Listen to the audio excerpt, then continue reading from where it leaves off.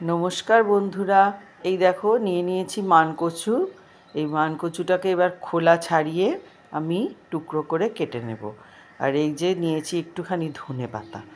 এই যে মানকচুটা আমার খোলা ছাড়িয়ে টুকরো করে কাটা হয়ে গেছে, কেটে একবার আমি ধুয়েও নিয়েছি।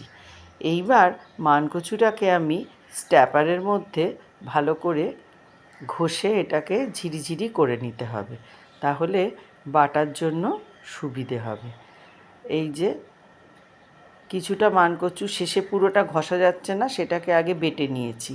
নিয়ে সেটার থেকে দেখো এরকম চেপে চেপে পুরো মানকচুর মধ্যে যে রসটা সেটাকে বার করে দিতে হবে, তাহলে আর গলা চুলকোনোর কোনো ব্যাপার থাকবে না। আর এই দেখো ঝিরিঝিরি করে কাটা মানকচুগুলোকে ভালো করে জলে ধুতে হবে, ধুয়ে তারপরে ওটা মিক্সির মধ্যে দিয়ে বাটতে হবে। আর বাটার পরে ওই একই প্রসেসে ওটাকে ছেঁকে নিতে হবে। এই যে বাটা মানকচু, ধনেপাতা আর কাঁচা লঙ্কা নিয়েছি। আর এই যে সর্ষেটাকে প্রথমে একটু গুঁড়িয়ে নিয়েছি, তার মধ্যে কাঁচা লঙ্কা দিয়ে আমি ভালো করে আগে বেটে নেব।